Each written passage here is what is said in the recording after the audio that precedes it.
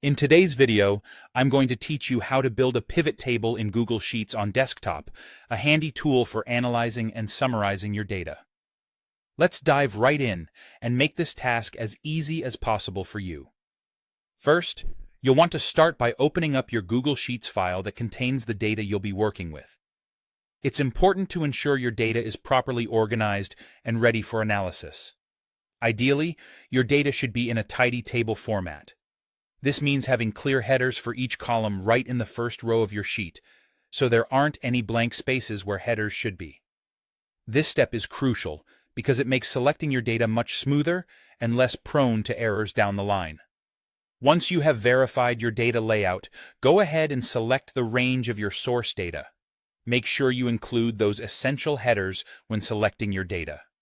After your range is selected, you'll navigate to the top menu. Click on Insert, and then from the drop-down menu, choose Pivot Table. This is your gateway to creating an insightful pivot table. A dialog box will appear, prompting you to decide where you'd like your pivot table to live, either in a new sheet or within your existing one. Both options have their benefits, but for a clean workspace, you might prefer starting with a new sheet.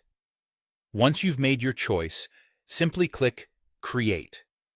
At this point, your pivot table is ready to be set up.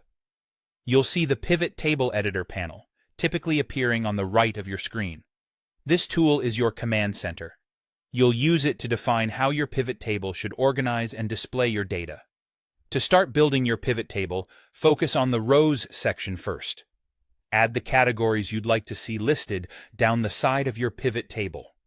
Then move on to Columns to determine the categories you want running across the top. This layout helps in providing a more comprehensive view of your data. Next, shift to the Values area. Here, you'll specify the data you want to be summarized, be it as a sum, a count, or even an average. This section essentially does the math for you, distilling large data sets into digestible insights.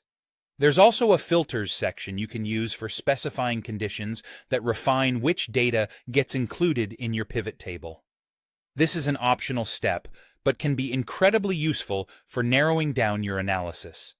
An excellent feature of pivot tables is that they update automatically.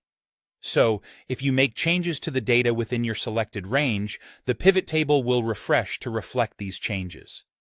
Do note, however, that if you insert new rows or columns outside your initial data range, you'll need to adjust the range manually.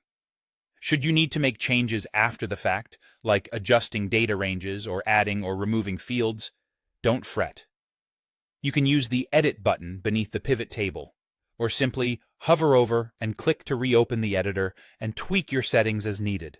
And there you have it, a step-by-step guide to building a pivot table in Google Sheets. Now go ahead and try it out yourself to see the power of organized data.